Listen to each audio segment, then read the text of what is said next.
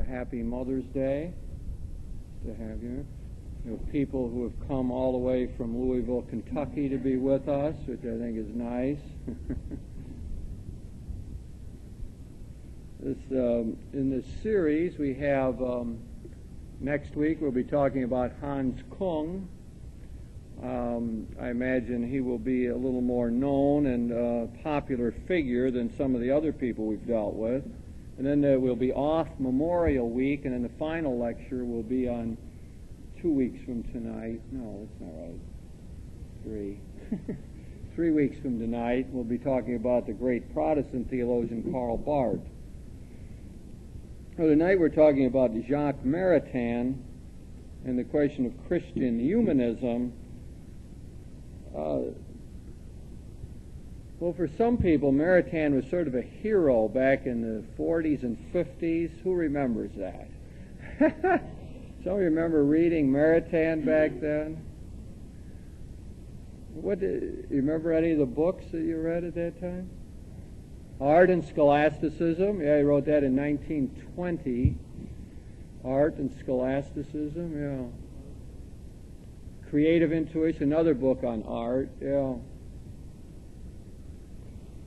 So, there was a time when, he was immensely popular. It's a very strange story of Jacques Maritain because he's about totally out these days in many ways. So maybe we'll figure out why that has all happened. I think what I'm going to do is just do a brief overview of his life so we locate a bit and realize who he was and some of the things that he did and wrote. And then I'm going to go back to the key question of the night and ask ourselves, if we really followed Maritain, what kind of people would we try to be? What sort of humanism would we try to live out? So Maritain was born in 1882 in France. His father was a lawyer. His mother was a very free-spirited kind of person. She had him baptized. His father was a Catholic, and his mother was a Protestant or some sort of loose relationship with the Protestant church, and had him baptized as a Protestant. He was born into a world that was, in France, that was decadent intellectually in many ways.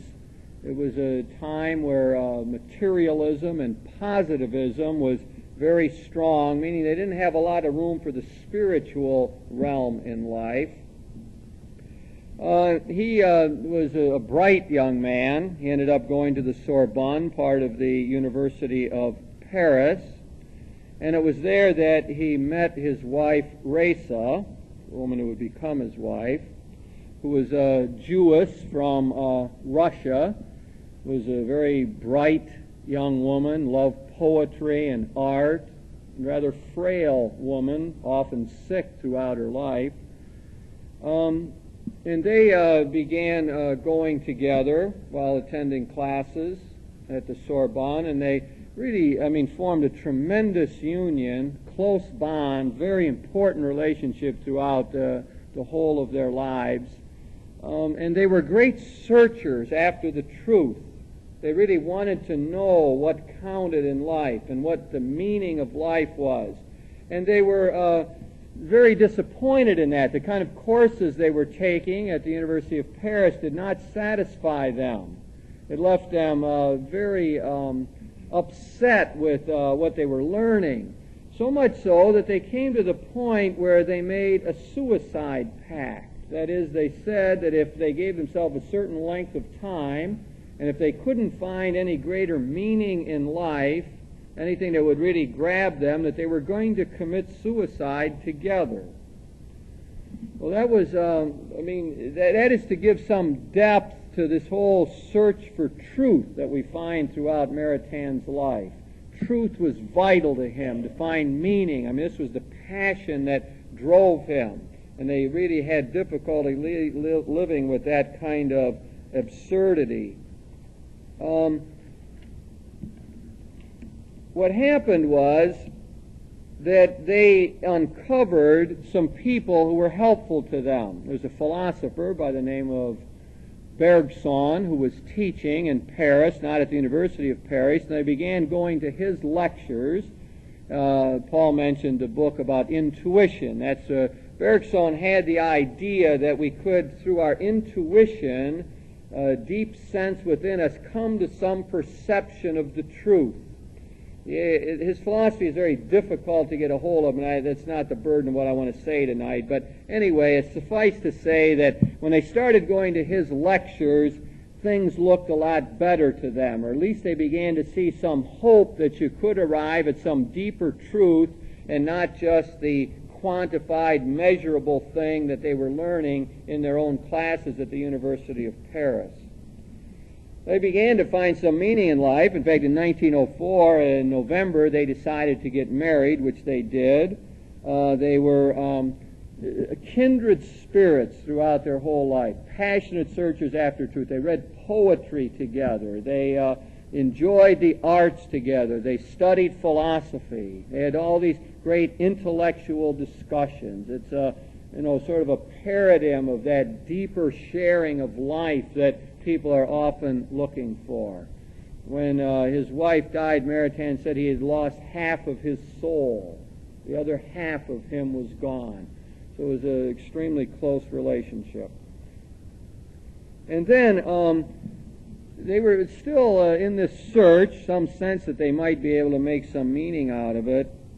And they they read a novel by Leon Bloy, and they wrote him a letter saying how much they liked the novel, and he invited them to come to his house, and they met him, and that was the first really introduction into a Christian life that really excited them. They saw him as an example of what they wanted to be, a passionate, committed kind of man, interested in the truth. And they became very close to him. They'd visit him regularly. And because of him, they decided to become Catholics. And so one of the great events in Maritain's life occurred in 1906 when he and his wife, making, I suppose, independent judgments, but together, decided to become Catholic. They were converted and baptized. They say that when they went into that, they did it with a sort of intellectual aloofness. That is, they had decided that this was the right way to live, that this gave an outlook on life. It was very painful. Her parents, being Jewish, didn't understand this at all. Maritain's mother didn't like it at all because she was a very free-thinking kind of person and didn't want them bound up in this authoritarian kind of church. But they went ahead in this dispassionate way, in a sense, to make this decision to become Catholics. Well, it was they described, though, when they were actually baptized, a great peace came over them, and a sort of a new satisfaction in life, a deeper kind of joy than they really had ever imagined could happen to them. And so it was, they were devoted Catholics throughout the rest of their lives.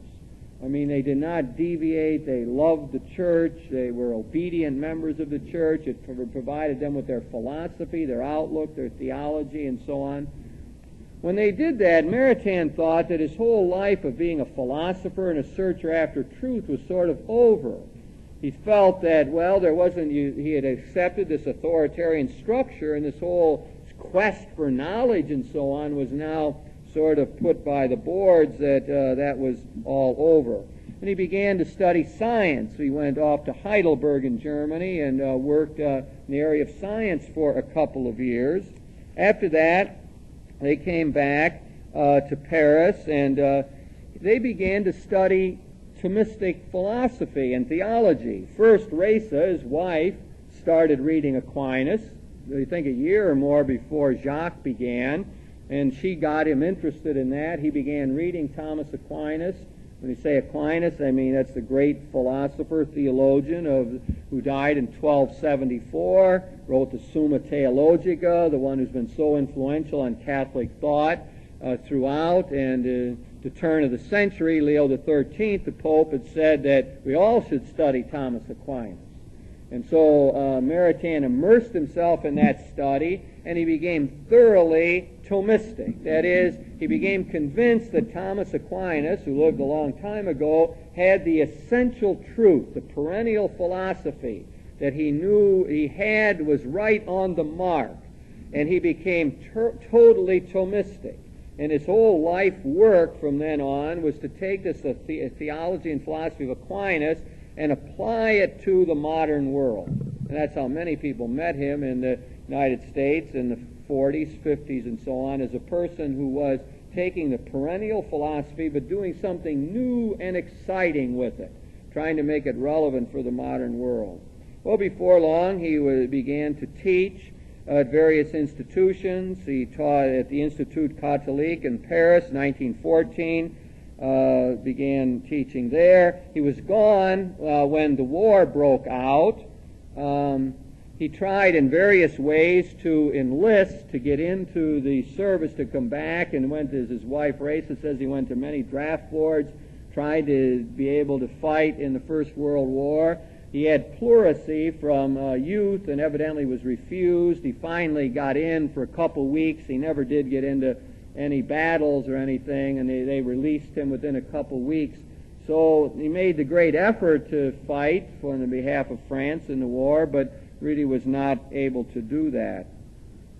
And after the war, he became quite famous. His writings were now being spread around. He was writing in the area of philosophy and so on. And the French bishops asked him to write a series of textbooks at the college level. He was already very seen as the one who maybe could bridge the gap to these students who were so out of touch with the church and so on. Wrote important works throughout all of that time.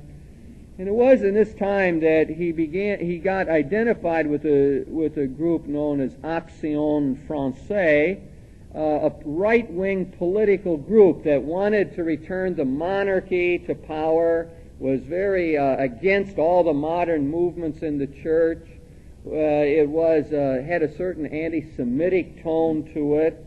He never joined the group, but he was thought of in the popular mind as being their great philosopher. And he wrote, he was an editor for a journal that was very connected in with them. So here we are in the 20s. This fellow is very identified with this right-wing movement that is very nationalistic and almost racist in its overtones and so on. And one of the great mysteries of Maritain's life is why that happened and why he allowed himself to be drawn in.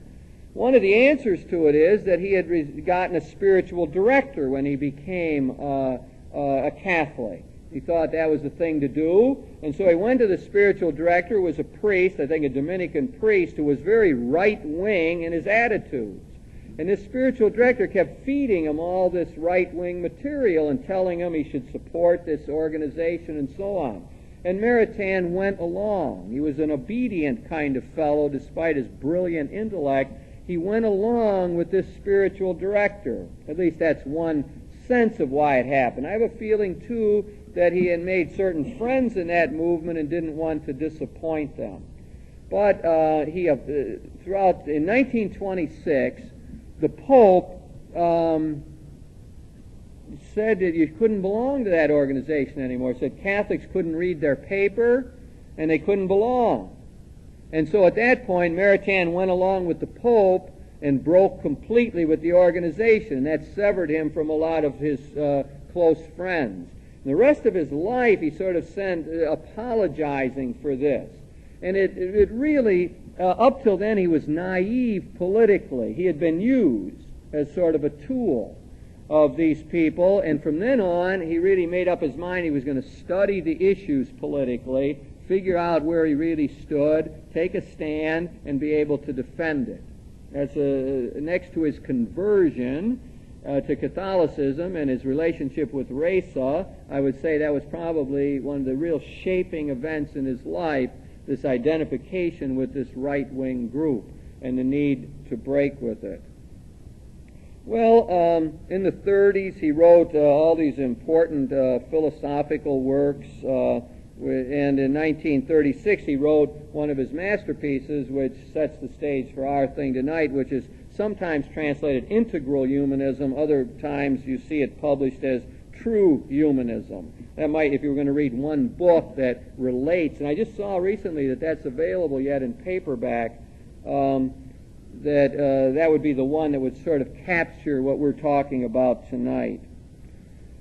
Then moving through the story that in 1940, when the Nazis overran France, Maritain was in the United States on a lecture tour. He started in 1933. He came here and started coming every summer to give lectures, and he was very popular and invited all over the country. So in 1940, happened to be up in Canada and making the rounds, and so he was not in France during this time, and stayed in the United States. He lived in Greenwich Village during this time, and really was very active during the war. He tried hard to free Jewish people in Europe. He was constantly interceding for people. He was almost like the ambassador of France to the United States. People went to his apartment in Greenwich Village when they wanted to get people out, when they wanted contacts and so on. During that time, he helped establish a free French university here in New York, where the intellectuals from Europe who had been thrown out by the Nazis and gotten out before the invasion came together and taught and so on. He used to do a weekly radio broadcast that was broadcast into France to the freedom fighters there, to the resistance within France. A very active time for him, and during that time he also wrote books, and he was always talking about how after the war, how we were going to get back together and integrate Europe, and how we couldn't be holding it against the aggressors and so on. He was always interested in reconciliation. And then after the war, he was invited, he supported de Gaulle, who was, if you might remember, was in England during that time, and as opposed to the regime in Vichy, France, a small city in the central part of France where the government was, and Maritain thought that the French governments collaborated far too much with the Nazis during that time, didn't resist enough, and he backed de Gaulle. So after the war, when de Gaulle came to power, he asked Maritain to be the ambassador to the Vatican, which he did from 1945 to 48, I think it was. And that was a different kind of time for him. He didn't really enjoy that too much. But he got to know Pope John the 23rd, Cardinal Roncalli at that time, and they collaborated on a lot of things, saw eye to eye, got to know the later Pope Paul VI, who liked his work and who called him his mentor or master, his teacher. And then after 1948, he was offered a position at Princeton University in the United States, which he took, and he became here. He had to teach, I think, one course a semester on the ethics of Thomas Aquinas. The rest of the time he was free to write. It was a beautiful position to be in, which he did. Each summer he would go back to France with his wife, see his friends, and so on. Then it was during, I think it was in 1960, during one of their visits to France, his wife became ill and died. 1961, if I'm remembering correctly, then he decided to go back to France, and he joined the Little Brothers, a monastic group or a group of religious order, and lived with them through the rest of his life. He died then on April 28th in 1973. The period that I forgot there was the Council, Second Vatican Council. One of the highlights of Maritain's life was that at the last session of Council, December 8th of 1965, he was invited to come there, and Pope Paul VI had given a letter to the intellectuals in the world, and Maritain was up there with all of the bishops and cardinals sitting in his simple little brother's robes, and since he had joined that order, and the Pope personally presented to him this letter or manifesto that was given to the intellectuals in the world. Thus he was representing all of the scholars around the world. So that was an important high point for him. But after the council, and this is an extremely important part of his life, while he liked many things that they did and had prepared the way for much of what they had done, especially the section on the Jewish people, he had been tremendously anti-Semitic, fighting anti-Semitism throughout his life. His wife was a Jew, as you remember, and therefore a big part of his effort was to show how anti-Semitism was wrong, how we couldn't call the Jews a deicide people, and so on. And so he was pleased that the council had said something about that. He liked the idea that they engaged the modern world. He liked some of the other theological points that were made in the council, but he became afraid that the council had gone too far and that it had really not given in too much to modernism, and it was just became interested in new things. And so it was in 1967 he published a book which I suppose single-handedly ruined his reputation, and is probably the reason no one reads them anymore, called The Peasant of Garonne. And in that book, he adopted a whole different attitude. Now, he's pretty old now, 1882 he was born, and this is 1967, so he's up in years, but still sharp mind. He remained sharp till the end. But now this book had a very different tone. All of his other writings were moderate and disciplined and civil in their discourse. He always had room for others' opinions and so on, always moderating viewpoints. And now, for some unknown reason, he just came out and attacked the new theologians and just didn't really give them much of a chance at all. Saw them as just not being serious about the intellectual life and just selling out to the modern world, etc. That the council had gone too far. He liked the council. He thought John the 23rd was right in calling it, but that it had great risks involved, and this is what had happened. He didn't like the Mass anymore, the different change of the form of the Mass. That upset him. So much that was going on, and all this vitriolic sense, this harsh spirit came out in this book. And of course, there was attack from all sides, and the more liberal theologians were just aghast at this and didn't really know how to handle it. Yves Congar, as people remember him from our series here, reviewed it and said that, while there was some good things in there, he really didn't understand why Maritain's open-minded spirit had shut down and why he was so opposed to these theologians, even imputing to them bad will. I mean, it wasn't enough to say they were wrong. It was sort of an indication that maybe they were subverting things on purpose. So then after that, Maritain had intended that to be his last book, but the reviews were so harsh, and he was attacked from both right and left. And so he ended up writing 3 more books yet before he died, and they had a more moderate tone to them, but that's not what he's remembered for, perhaps unfortunately. He was then buried next to his wife. I think they said the tombstone had on it Reza Maritain and large letters, and then down he wanted at the very bottom, just in small letters, and Jacques, to be married next to his wife. He thought his wife was a tremendous spirit. She was a fine author in her own right and a poet, and in some of the books, you weren't too sure if she wrote them or he wrote them. I mean, they sort of collaborated on them. His name was usually on them, but he would say that she was so close to him and so on, they were as one in writing them. Well, I don't know what else we would say. I have noted down some things about his personality and character. Tall, slightly stooped, sort of indifferent to the good things of life. He didn't have much use when he was an ambassador and had to have these lavish parties and entertain and so on. He really wasn't into that. He wasn't too good on picking up the beauties of nature. That didn't seem to thrill him too much. He liked the cities, to live in Paris and New York.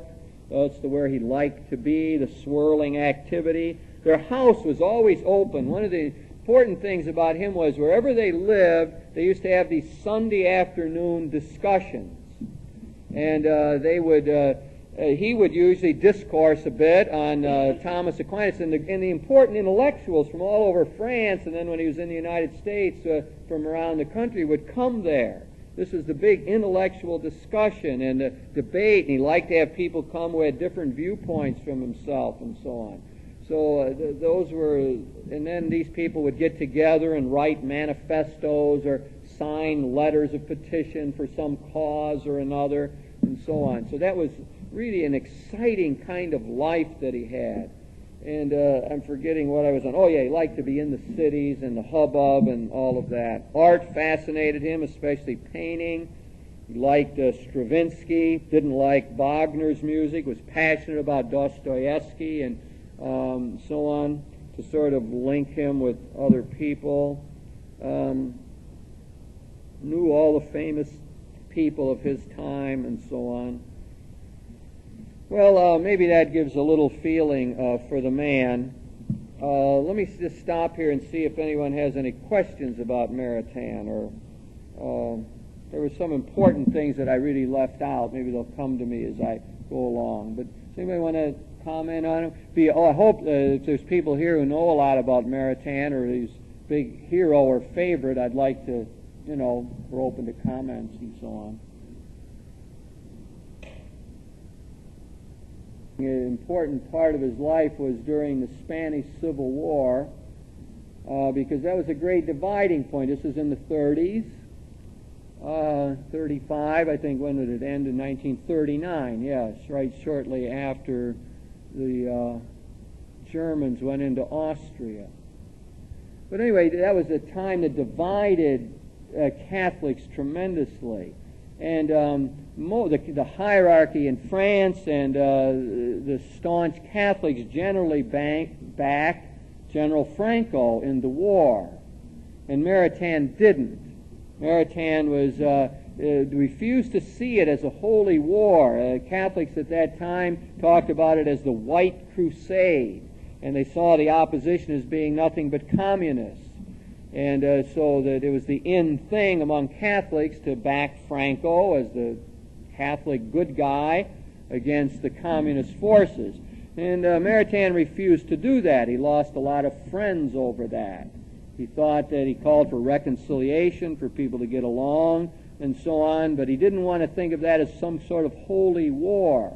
And he thought the real problem was that they weren't respecting the rights of working people, that they wouldn't have that trouble in France if the poor people were more respected and if they were given economic opportunities and so on.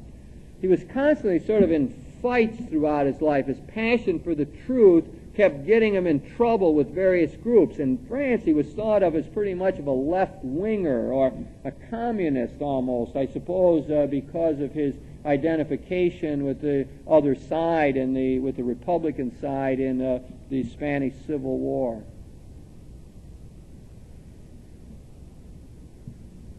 Jogged my memory. Look at the 3 books that he wrote later, one of which he didn't really finish, were a lot of notes of other books that he had done before, or lectures he had given. That's how he produced almost all of his books. He hand wrote his lectures, and they all became chapters of his books.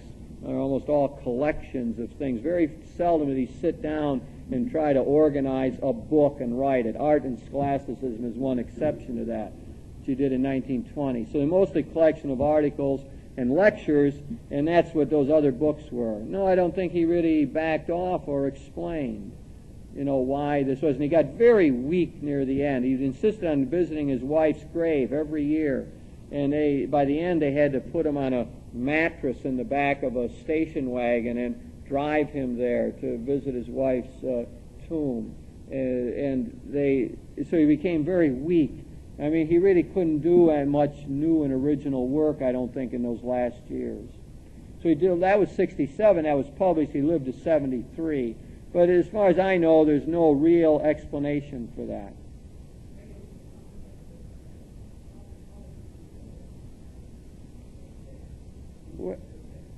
Yeah, how is he remembered? Maritain is almost completely out of favor now. I mean, it's hard to believe this man that was the leading Catholic intellectual of the 30s, 40s, 50s, the great influence before the council. I mean, boy, they'd do anything to get him to come to a lecture in the United States. I mean, you could get Maritain to come and speak, that was it. He was the great figure. And now, I mean, you'd be hard-pressed. You could read all the theological journals and look around for articles, and you'll see almost nothing on Maritain. On the 100th anniversary of his death in 1882, even then there was very little written. I remember seeing one article, probably in America or Commonweal or something, where he was discussed. No, Maritain is about as out as you can be right now, which is interesting. It makes my task hard to figure out how to get him in, to figure out what there is about him that we can retrieve. What do we learn from what he had to say? Any other questions about him? Let me go and begin to explore this question of Christian humanism and what he might tell us about that and what directions he would take us in. Well, the first thing that I would say is that he resurrects the word for us, humanist. Now, in some circles, the word humanist is a bad word. People, that's a word that you sort of give over to atheists. In fact, a lot of times when people say that, well, he's a humanist, you end up thinking almost automatically atheist. I gave a talk not too long ago in the South, which I was talking about Christian humanism, and there was a lot of opposition to that, to even talking that language. So that it's a matter of resurrecting the term. I can remember when I was teaching at Bowling Green, there was some class where they would tell the students they had to go interview a humanist. And they had to stick with this person and meet with them sort of regularly. I must say, it's one of the things I was most proud of is that very often students used to come to me and ask me to be the humanist that they could deal with. Now, some people might have said that's sort of a put-down, but I mean, I felt very good about that they would think of me, a Catholic priest, as a humanist. And so I think one of the first things is he resurrects the term. He says we won't give that just to the Marxists or the communists or the atheists or the existentialists or any of the 19th, 20th century movements that wanted to rule out God. His great insistence was that we had to come up with a Christian humanism, or the other words he used, a true humanism, or an integral humanism, which is the title of one of his books, and that we needed to figure that out for ourselves. It had to be a humanism for him that was based on the incarnation, an incarnational humanism. This is something we've become sort of familiar with, that it would be based on the idea that God indeed loved us so much that he came and lived among us, that we are made in the image of God, and that means that everything in the world and everything around us has a fundamental goodness about it. He liked that strain of thought in the Second Vatican Council that said the world has this grace about it, this sort of goodness in it because it's God-made. So that is the first thing that I would try to do, get out of Maritain, is to say, yeah, we need to be humanists. Now, what would that mean? It would mean somehow that a person was able to take the best values of the world, of art and culture and society and economics and politics, and put them into a synthesis of faith. That, of course, is what he thought Thomas Aquinas did in the 13th century. In the 13th century, Aquinas took all of the knowledge available, all the philosophy of Aristotle, all the good and beautiful things in the world, and he didn't turn his back on them, but he brought them in. He synthesized them. He showed them how they fit into a bigger picture that was dominated by faith. And that's one reason Maritain loved Aquinas, that he had that ordered, integrated world. And Maritain thought that that's exactly what we had to do today. We had to have this kind of wholeness or integrity about ourselves. So, you need to resurrect that, bring it back, so that when people would look at Christians walking around, they'd say, those people are really together. They're with it. They make a difference. They're effective in the world. They've synthesized things. Now, don't you find, I think sometimes we meet people like that are somehow inspire us. They give us an example. Then you can say, boy, I'd like to be like that person. When we meet people who are unintegrated, who don't have it together, who are split, we say, well, who wants to be like that? And that's, of course, what has come across so often in our own religious education and our own portrayal of things religious, that people very often who we looked up to as being holy or saints or good people seem to be sort of out of it. They didn't be the kind of person you'd like to be at a party with. Or they seem to look down on parts of reality, or have no room for certain elements of the world. And they seem to be unreal, or we call them plastic saints, unreal people who are not very engaging or enticing, or we don't say we'd like to be like that. So Maritain's big point was to get over that, and that's what his life was about, to show that we could take this Christian outlook and really integrate it with everything that was good in the world. Now let's see what elements go into that. The one thing I guess I've already mentioned is that it would include, to be a humanist would be one who was passionate about the truth, that one continues to search and to probe the reality. One is trying to become a wise person, to get a hold of what makes things tick. That was one of Maritain's problems, I think, with the modern theologians. As he read them, he thought that they were not grounding themselves in a solid basis, that there was too much romanticism around, too much emotion and feeling, and not enough solid intellectual work. He was very big on the idea that the mind could apprehend truth. And that was one of his important works called Degrees of Knowledge, which is probably his most famous and important philosophical work.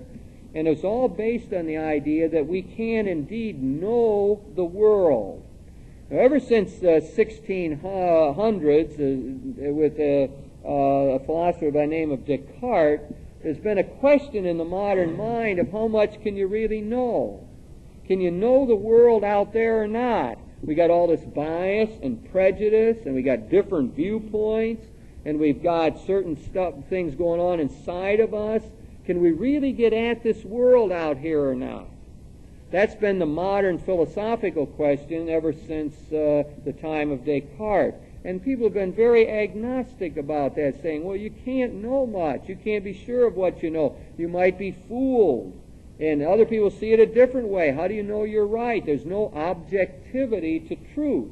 It's all subjective. You feel this way, you feel that way. We can't really argue about it.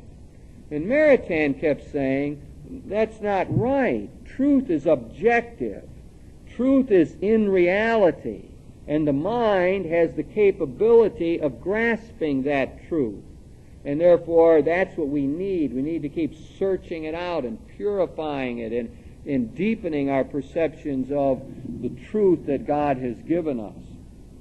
So he wants us to be passionate. I guess if we get something out of this, it would be to fight against all the anti-intellectualism that is afoot today.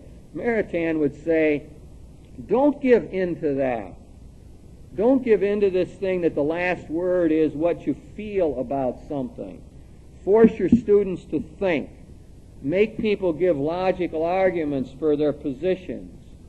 No, insist on rigorous kind of systematic thinking. So he would say things like, the modern movements in theology or the Bible that says just read the Bible and you'll know from God what it means. He would say, don't give in to that. Fight against those people and insist on the power of reason and the importance of reason to help you with that.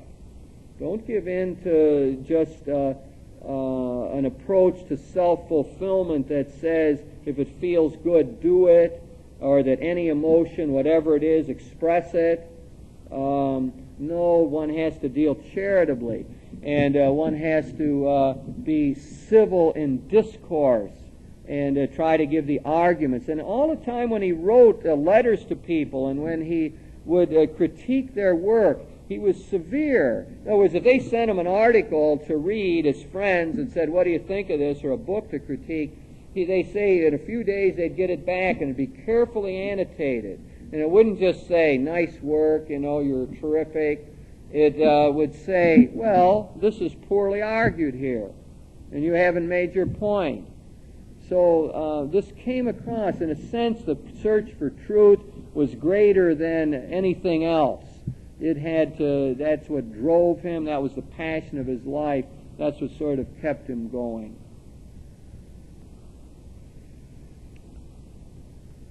Well, let me stop there and see if anybody wants to ask anything and bounce off of those points so far. So what do we got so far? If we're going to listen to Maritain, then we're going to take as our own ideal to be humanists, to be Christian humanists, to come across to other people as having an integrity and being interested in the world and passionate about what's going on, willing to discuss and dialogue and search out.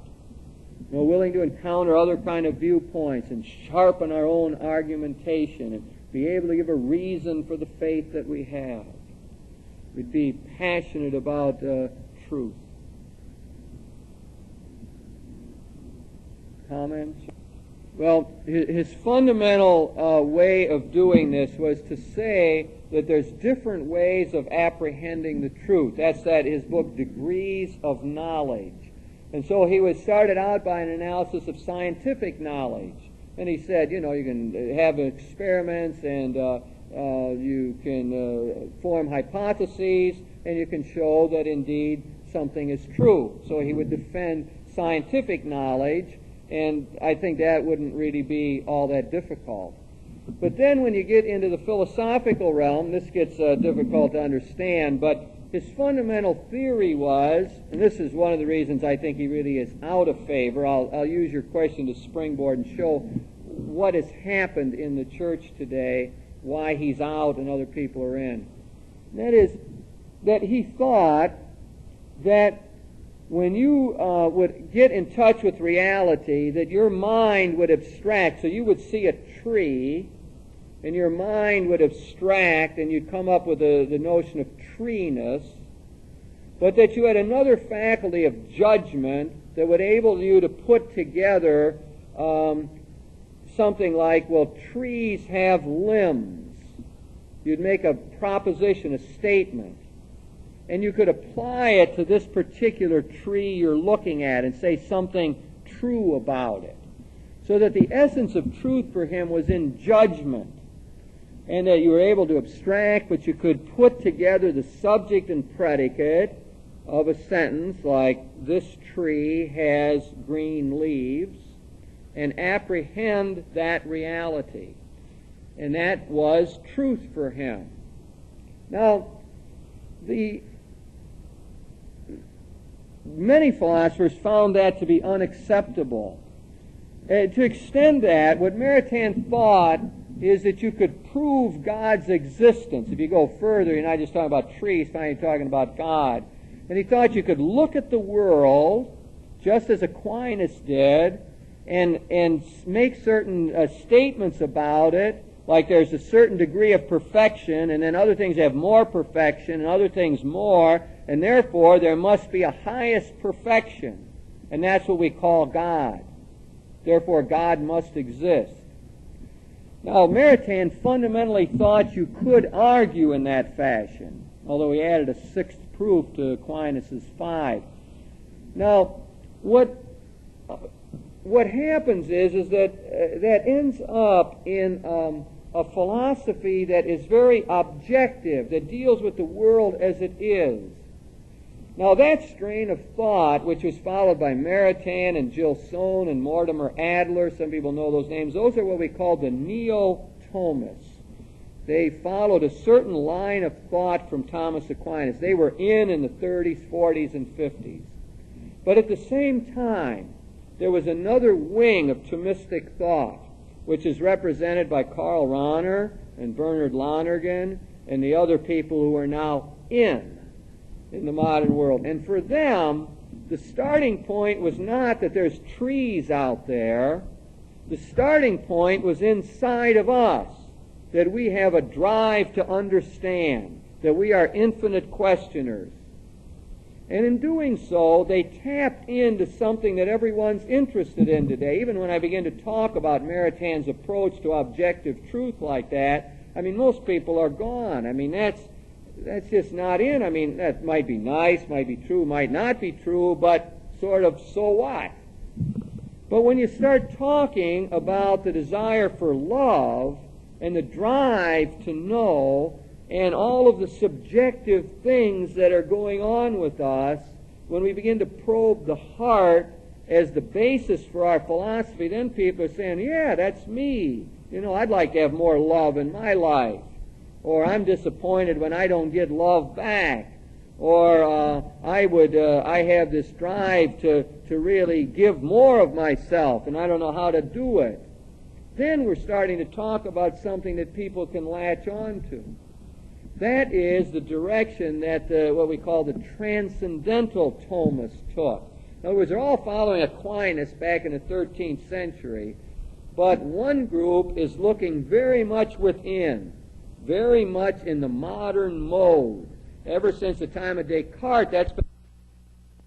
I'll read you a letter that Maritain wrote right before he died.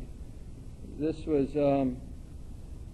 he received a letter from a young, unknown girl, 17 years old, who was filled with despair and very upset. I suppose he probably identified with her the way he remembered his own searching time when he was at the University of Paris.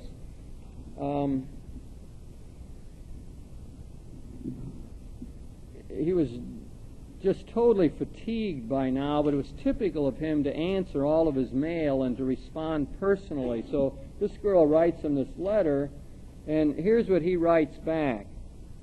You are 17, and I am going on 82.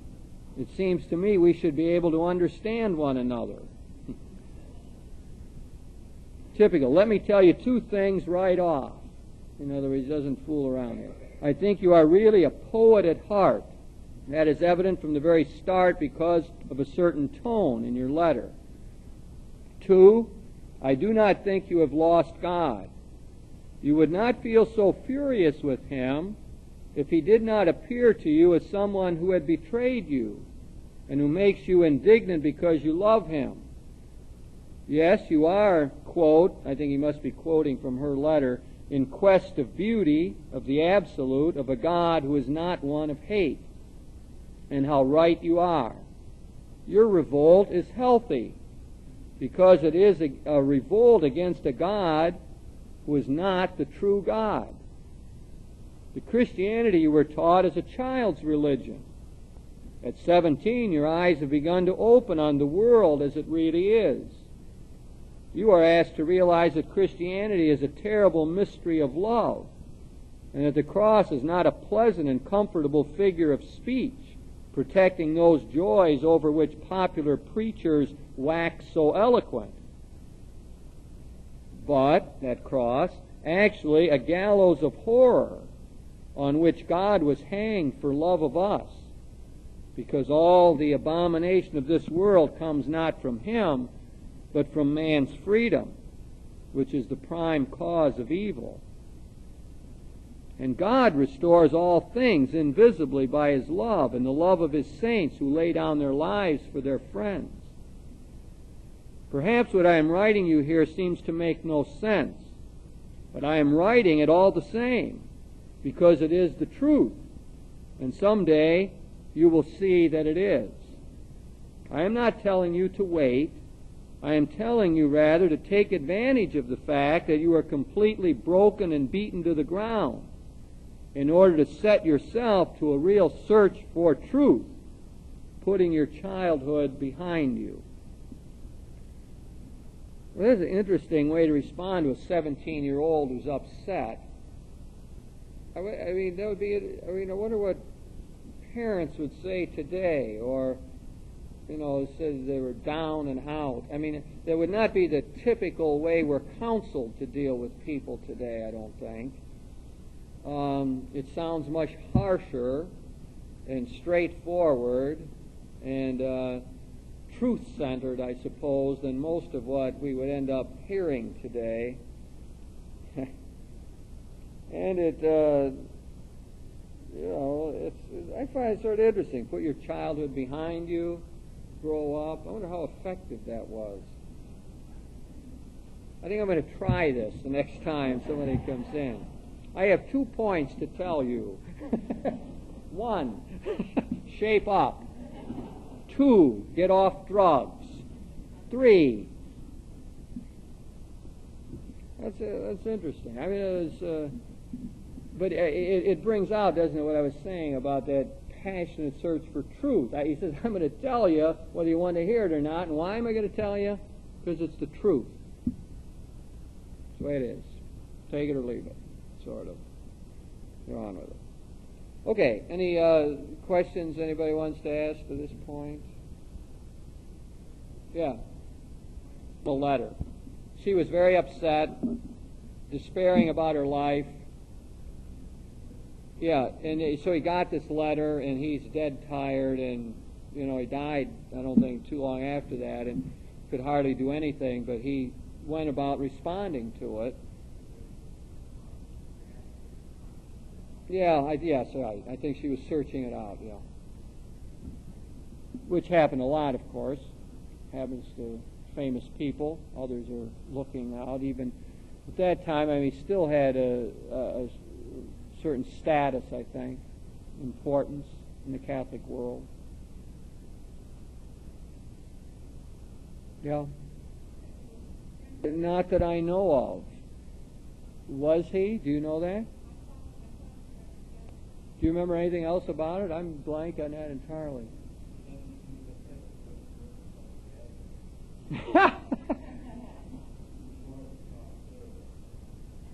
And Merton was playing jazz.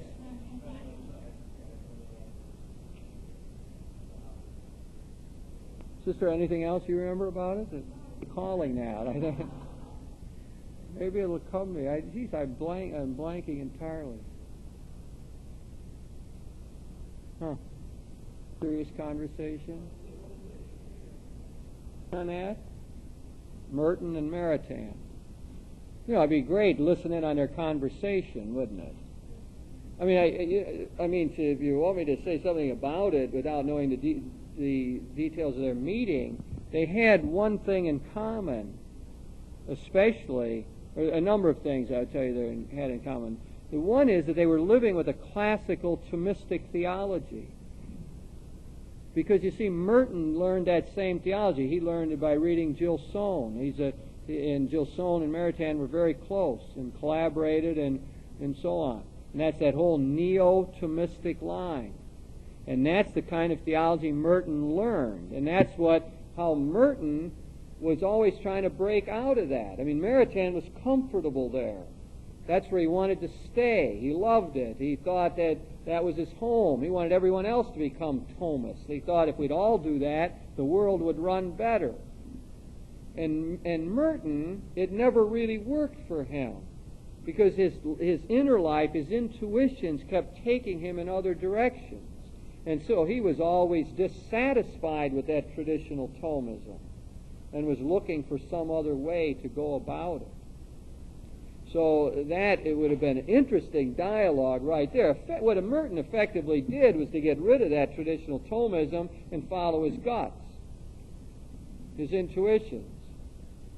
Now, Maritain wrote a lot about intuition, because he got that from his teacher Bergson, the first intellectual light for him.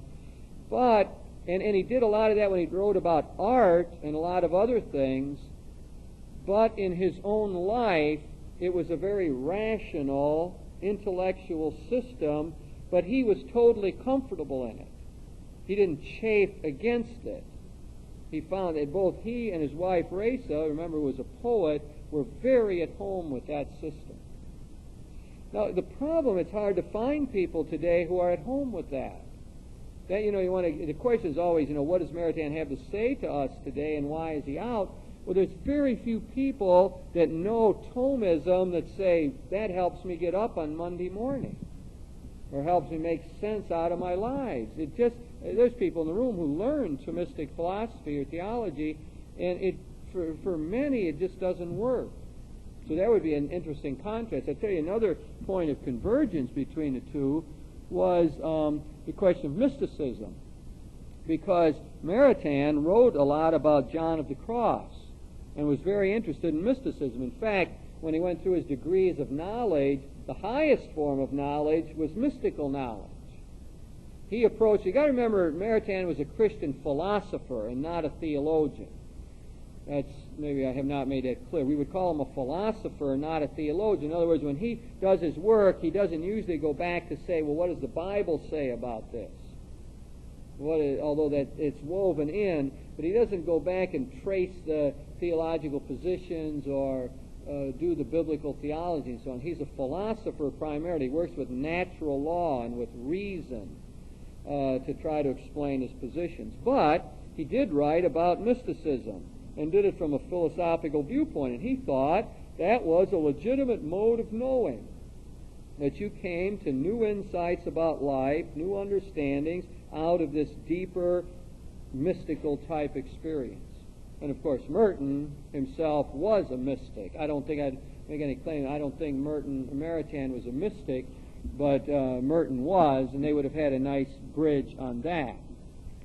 They also would have had interesting bridges on their social, economic kinds of things. They both would have considered themselves to have been politically naive. Remember Merton's book, Conjectures of a Guilty Bystander, where he's saying all this stuff's going on around me, all this ferment, racial things, peace and war, and I'm sitting here in a monastery and not even thinking about it or doing anything about it. And that, Maritain also went through his period of political naivete, as I explained with the Action Française, where he was simply not thinking in those political terms. There would be another kind of linkage that we would find between those two. They became much more politically active as they went along. And what they both led a generation to do was to say, you can't be uninvolved as a Christian. You can't be a Christian intellectual and say, well, I'm not interested in war and peace and race questions and so on. In fact, Maritain, it's commonly said, spawned a whole generation of what we would translate, I guess, engaged writers. Writers who were engaged in political matters. All of his friends in France moved in that general direction. Bernanos and Mauriac, some people again who were in Catholic schools back in the 50s and so on, probably in literature classes, had to read all these people I'm talking about. Leon Bloy and Francois Mauriac and Paul Claudel and Bernanos. That's Péguy. Yeah, Charles Péguy, who was also a very big influence on Maritain. But all those people that he had his debates with, and they got mad at each other periodically. Bernanos, for example, who he was very close to, wrote scathing letters against him at particular times, especially for acquiescing in 1926 and the popes condemned the Action Française. Bernanos quit going to Mass for 13 years over that, because he didn't, even though he agreed with Maritain fundamentally, I guess he didn't want the Pope telling him what to do. So for 13 years, and the Mass was really important to these people, he quit going. This is a Catholic culture that we're talking about. It's something that's almost passé. It's past.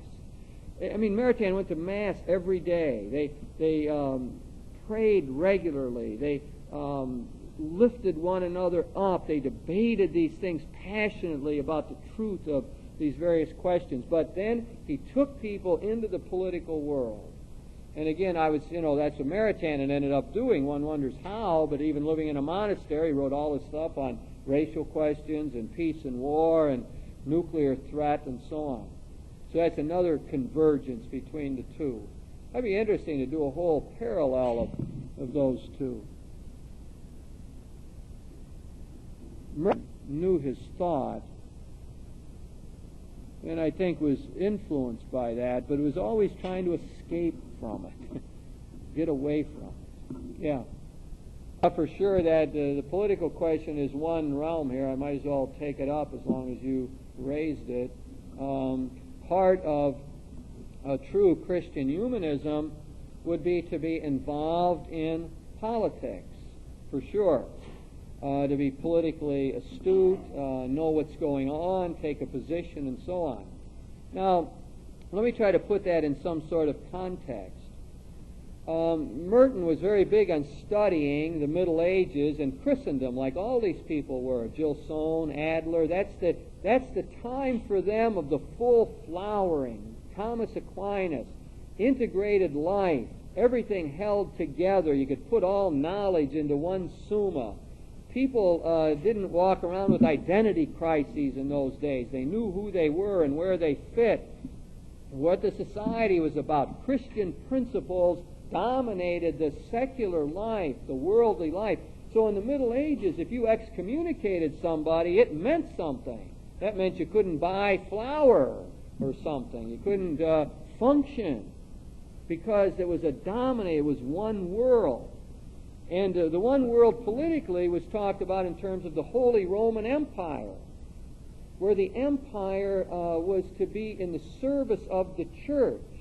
The church was the highest power, the spiritual power. It was promoting the kingdom. But the secular world and the emperor and all the political structures were in service to that. And when it all went together beautifully, it was a marvelous world. It's the same world that Dante wrote the Divine Comedy out of. An ordered, fixed world where he could figure out where to place everybody. Like Boniface VIII down there in the icy cold of hell, for example. I mean, he knew how to fit everything. It was a neat world. So that was the world of Christendom. And then Maritain's analysis of that is that broke up, that the individual got devalued near the end of the Middle Ages, and the individual lost their rights, and that what has happened ever since is we've been trying to rehabilitate human beings. That ever since the breakup of the Middle Ages, we've been trying to figure out how to enhance the dignity of people, how to make people better, help them to live better, give them their rights, and so on. And so people have tried various ways to do that. So we had an Enlightenment in France that we would associate with Rousseau and thinkers like that said, well, what we've got to do is have autonomy and freedom and get rid of all these structures. If we get rid of the church, then we'll be fine. The church is what's messing it all up. You can still believe in God, but get the church out of the way, then you'll have autonomy and freedom. Then you'll be rehabilitated as a human being. And then he says, well, what happened is then it goes even further, and you find out that, well, that won't work exactly, and the power of the state comes back in, and before long you end up with Marxism. I've jumped over a lot of his analysis, but fundamentally you end up back with Marxism. So they then identify everything with the state. Now the church is out, God is out, even belief in God dehumanizes you. And so to really rehabilitate you, you live in a totalitarian state where the state will take care of everything for you. And then you will find your happiness that way. And of course Maritain says, that way is wrong. Rousseau's way won't work. 19th century liberalism won't work. Marxism won't work. Nazism won't work. with its whole totalitarian effort to, again, program people's behavior and so on. None of those isms or systems work in the modern world. So he said, what are we going to do politically? And that's when he called, and this is another reason he's out, he called for a new Christendom. Now, that's a flag word for many people. That upsets liberal theologians. When they think of new Christendom, they think of Franco Spain, where the church and the civil society are closely together, where there's a collaboration on the naming of bishops, where the church has privilege and so on. That's if people were here for the John Courtney Murray lecture. Remember, that was the big debate. You know, how do you want to organize things? Do we want to live like in Spain, or do we want to live like in the United States, where we've got freedom but no privilege? Or do we want to live in a country where freedoms are not so big, but we've got privilege?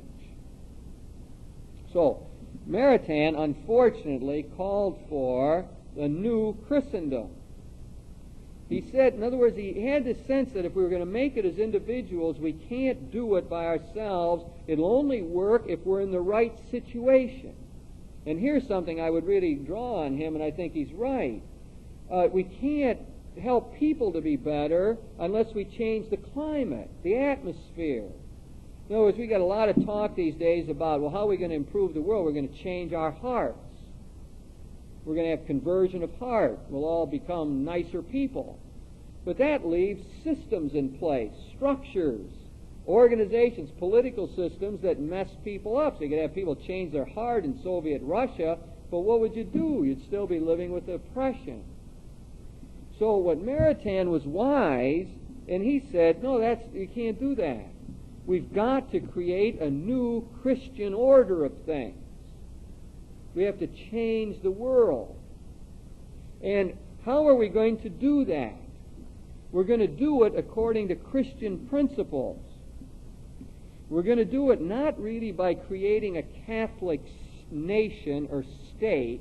That isn't how you're going to do it. It's not that simple. What we're going to do is organize ourselves into groupings with secular purposes, like creating a better temporal order where there's more justice, better economic situation, and so on. So that in that structure, the gospel can flourish, so people can flourish. So within that system, people can end up responding better to God. In many ways, he sounds like John Courtney Murray. And I believe that Murray must have got some of his ideas from Maritain, although I haven't traced that down exactly how. But in other words, Maritain did not want to set up a new Catholic Spain like Franco Spain. In fact, as I told you, he was against Franco. He was against that whole setup. He wanted a situation of freedom, much like we have in the United States. Incidentally, his political understanding was largely shaped by the time in the United States.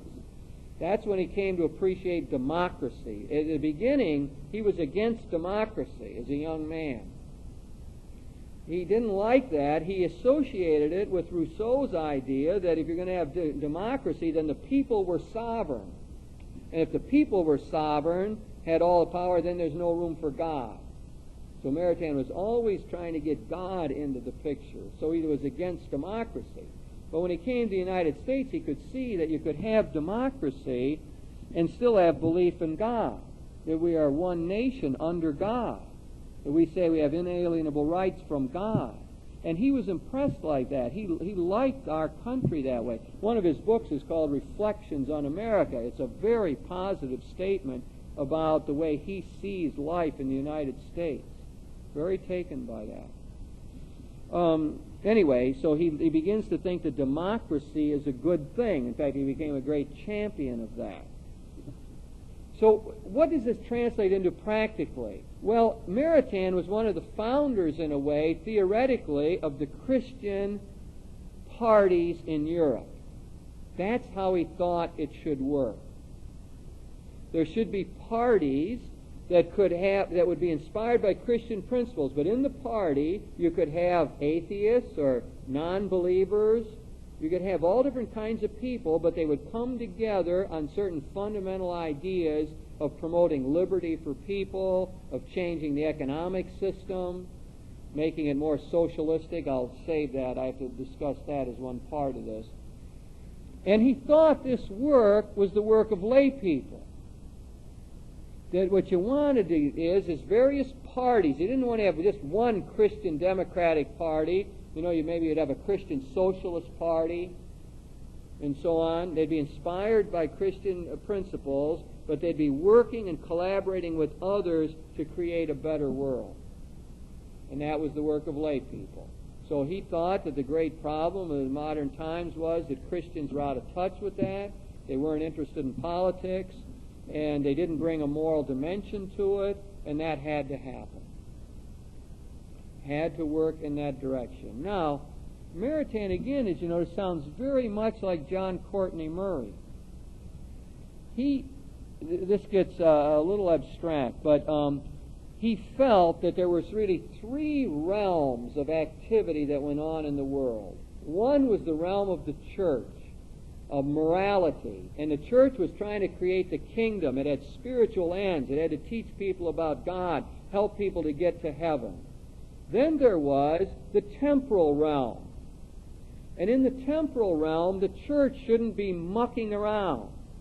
The church shouldn't be telling people what economic system to have, how to follow. So I'm bouncing off your point about the modern pastorals. I'm not sure he'd be too happy with the economics pastoral. In fact, I'm pretty sure that he wouldn't. Because in the temporal realm, the church had no competency. What you wanted to do, it sounds very much like Murray, get lay people who were trained, who understood Christian principles, and get them involved searching for proximate solutions. Michael Novak likes Maritain very much. There's a big battle right now, as there is with Murray, to say, is he really an apostle of the right or of the left, of the neoconservatives or of the liberals? And Novak, in fact, when I visited Novak in Washington and asked him who I thought should be in this list of 20 great religious thinkers of the 20th century, Maritain, I believe, was the first or second name that he told me. Maritain is a great hero of Michael Novak's. And it is because Maritain had a great sense of the messiness of the political process. He had been burned so much himself, he knew, and so he said, when you get into the political realm, your hands will be tainted. But that doesn't mean your heart has to be. In other words, you're going to get into compromise and messiness. When I was meeting with the Thomas Murray campaign for Congress, that became one of the things we talked about a bit, about what sort of compromises have to be made in order to get elected in the 5th Congressional District in Ohio. What does the real world call for? Well, Maritain had a sense of that, of the messiness of political life, and that in this world we were not supposed to be trying to create the kingdom. I think Maritain would not like a lot of the sermons I give when I'm talking about spreading the kingdom in the world.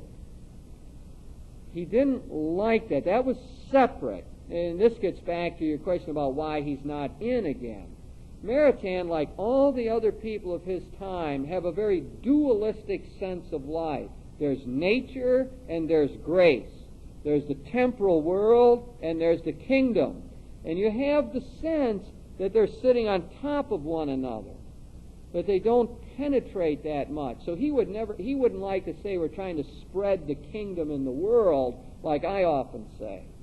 He wouldn't say we're trying to create that community of love in the world in that sense, although it's a little tricky. But he said that's the temporal order, and all you're trying to do there is not spread the kingdom. You're trying to create a modicum of justice and openness and freedom so that people can go about their business of coming closer to God without any constraints. Okay? So that's a lot of that's why Michael Novak likes him, because he's got a sense of the possible, of the limitations of politics, that it's the art of compromise, it's the art of forming coalitions. So you see, Maritain didn't want just Christians in his Christian democratic parties, and he didn't want just one party. He wanted a pluralism of parties so that they could battle it out in dialogue and come to the truth, approximations of the truth. Case, summarize that case for us there. Yes. Let me summarize what your summary and said. So we've got court cases going on now. The church is being sued, and the Conference of Bishops is being sued because they entered politics and, in one way or another, supported candidates based on their stand on abortion, and that therefore should not have right to tax exemption. Let me finish my analysis of Maritain's view of this thing, and then see if we're going to be able to answer it in that framework. So you got two realms: the spiritual realm, and the church has got every right to talk, and the state doesn't. Temporal realm, the church as an official body, he felt, shouldn't be getting into specifics on that. But he thought there was a third realm, as he called it, where the two mix, where the spiritual and the temporal came together and were intertwined. And therefore, he thought that when the popes, for example, Leo XIII, whom he admired a great deal, spoke out in favor of the laboring man being able to organize into unions, that represented that middle realm there, the third realm, and it was okay for the church to talk about that.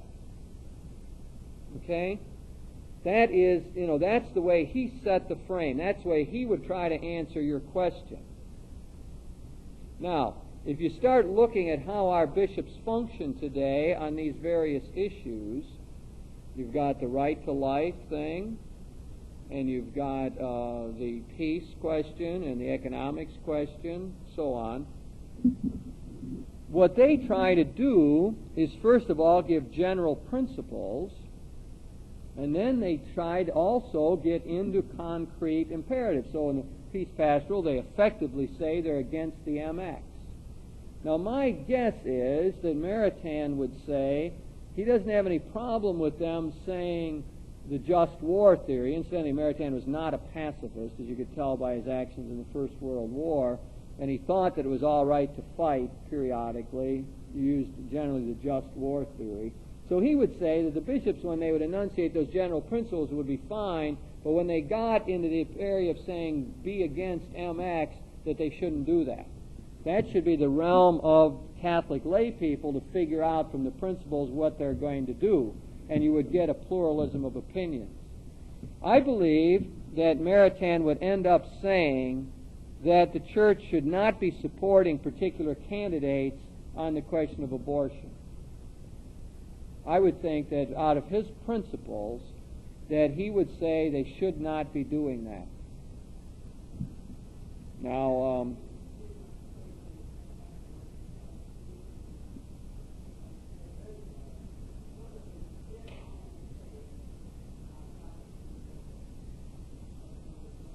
yes, the point is made.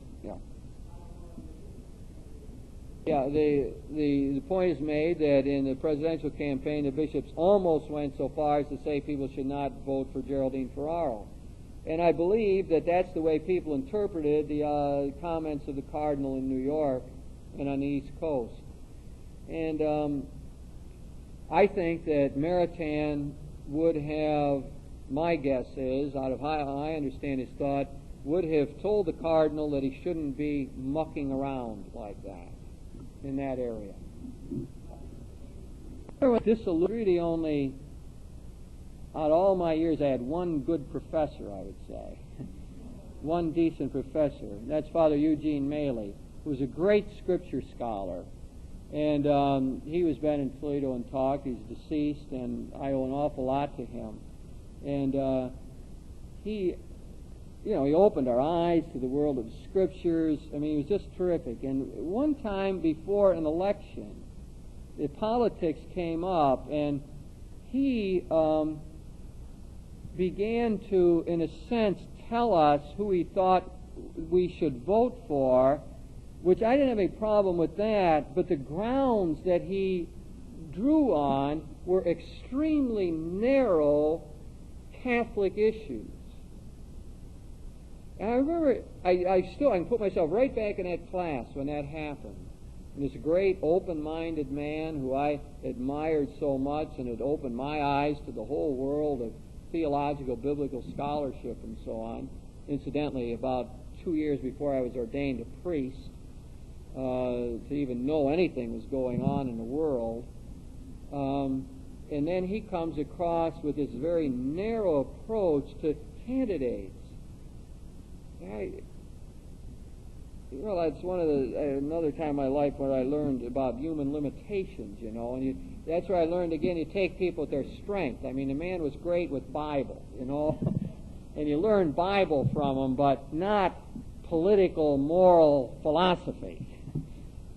Not from that. So, I'm backing up I'm sort of involved in this now because, as people know, I'm supporting a particular candidate for Congress, and I'm doing so publicly.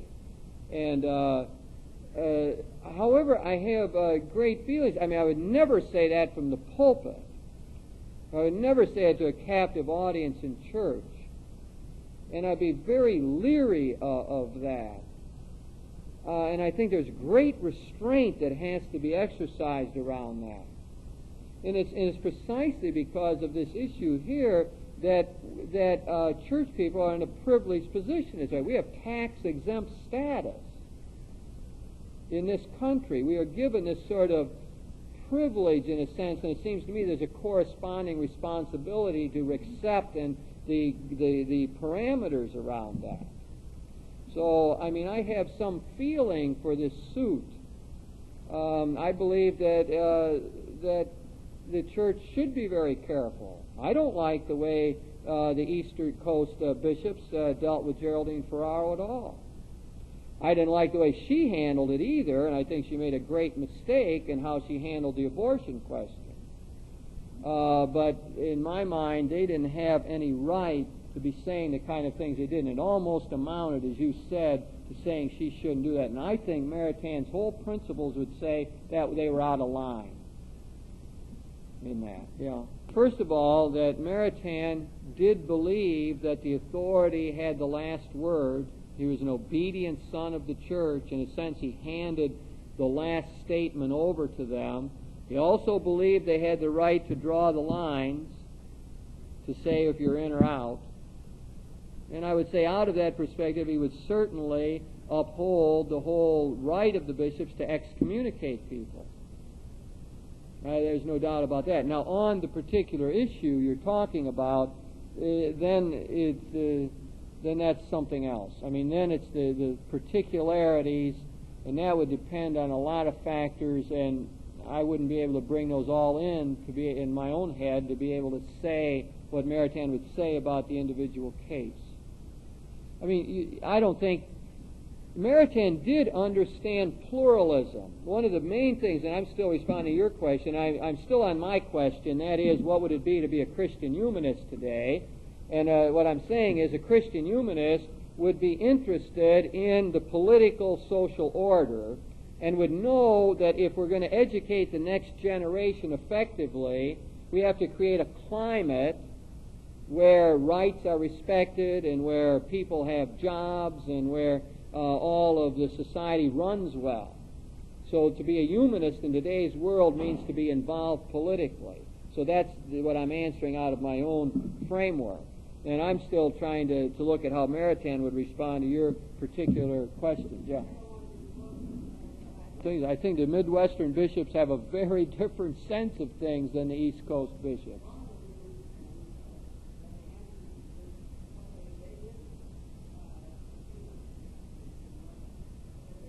Cases are test cases. That's what they want to do.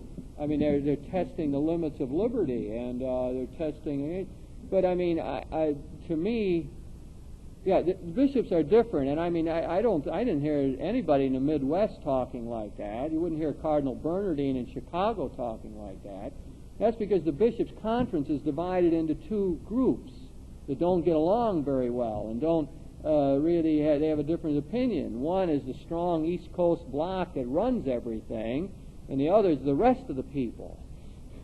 You know, and that's where you get that. Those people are powerful, and they get their way in a sense, and so much of it is exactly on this issue of abortion and how you are supposed to handle it. So it's a very touchy question. And but I mean, your point helps me to refine Maritain's notion. But you see what happens with him is you get this very dualistic approach to life. That's why he's not in again. He talks all the time about nature and the natural world. And in the natural world it's like this and that. And in the natural world you follow this laws. But then there's the world of grace, of supernature. Now that's exactly what so many of us have fought so hard against. In what Rahner came to say, and those of us who follow him said there isn't any natural world. All that stuff Maritain wrote is not about reality. There is no natural world. There is no way to do a naturally good act. There's only one world that you and I walk around in. It's a graced world. We live it and breathe it. We got only one end, not a natural end, but a supernatural end. That's the big debate. That's why Maritain is out. All of that stuff, people read it and say, well, what's he talking about, the natural world? There isn't any world like that. It's a make-believe world, fictional world. There's only the world of grace. God made grace from the beginning. The only way you can't have grace is because of sin. So even when he starts making those distinctions between these worlds, I mean, you start walking and say, but I'm one person. You know, I mean, I'm one individual who's trying to make the world better. I can't separate myself out like that. You know, I can't say, well, I'm one person in church, but in the Murray campaign, I'm somebody else. Well, I mean, you feel schizophrenic that way. And what we're trying to do is get ourselves together and live in one unified world. And that's what people like Maritain couldn't understand. That's finally, I think, why he couldn't accept the council. It was because of the dualism that he lived his whole life out of. Two worlds, a natural world and a supernatural world. And they're sort of sitting there like this. And you want to look around at what distinguishes out people today in the Christian world, Catholic world maybe especially, it's probably that difference. And those who still go with Maritain, you know, are comfortable with that. Somehow that makes sense to them. So politics is very important. And most of his writing then throughout his life after 1926, vast majority of it was devoted to those kinds of questions. Let me just, for the sake of time, take up another aspect, because for us to be political also is going to move us to be economic people.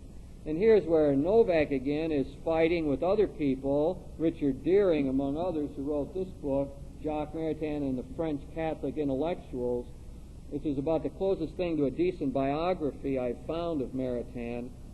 Richard Deering, D-O-E-R-I-N-G, Jacques Maritain and the French Catholic Intellectuals. But he and Novak are in a big fight, again, on Maritain's economics. And my opinion of this is that Maritain was a thoroughgoing socialist throughout his life, and that Novak is off the wall trying to make him into a defender of capitalism. That's my reading of it.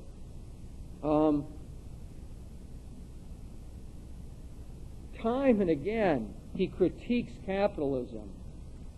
He sees it as a system that has disenfranchised the poor people, have no voice in what's going on. It's dehumanized people.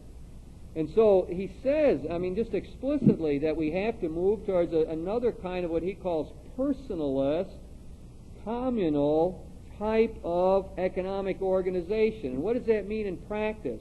It means things like worker ownership of the means of production.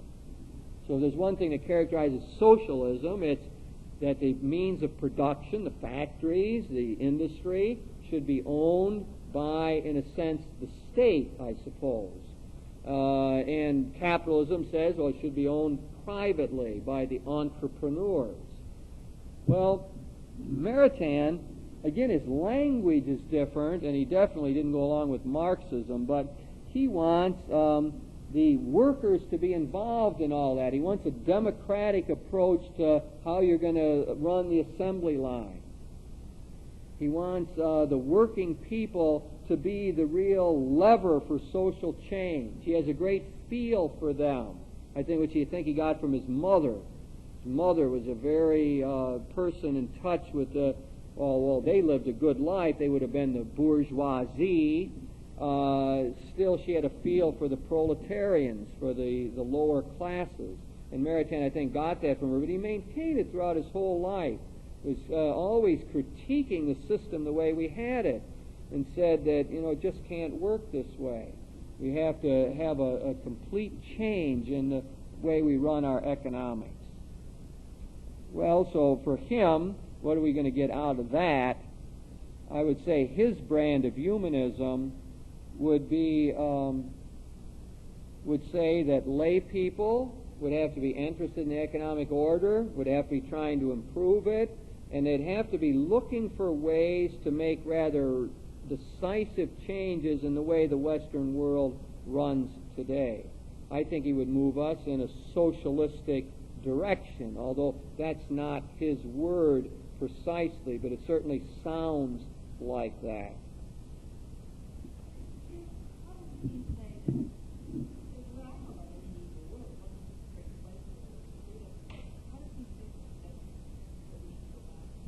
Well, the question is asked, the medieval world wasn't all that great, and why does Maritain say we should go back to that? Very good question. And first of all, Maritain did think that world was good for its own time. Again, I have to use a general principle here. It's the principle of analogy. So Maritain took a position between two views. One is that the old way, dominated by certain principles, should just be taken and put into the modern world. And he rejected that. So he didn't think we should just take Christendom, the model of the guilds, for example, and all feudal system, all that we had there, bartering. He didn't really think we should go back to that exactly. On the other hand, he didn't think you should have a culture that is totally divorced from principles, that from essences, from the right way of acting according to the natural law. So you shouldn't just make it up new. You shouldn't have this kind of anthropocentric humanism, man-centered humanism that we have today that's sort of godless. But what you needed was something in between, which was taking the principles that were at work there in that medieval world, principles like that the spiritual world's more important than the temporal, and that the state finally should really serve the kingdom, and that God had the sovereignty and not really the people. All of those principles you would get out of that world to bring them into modern times, to apply them to our situation. That's what he thought we should do. So we would be creating a Christian culture, in a sense. But it would be a Christian culture that would be absolutely free. He totally denied that in his world, if the Catholics were in power, that other religions would be suppressed. He was totally in favor of Murray's position at the Second Vatican Council of religious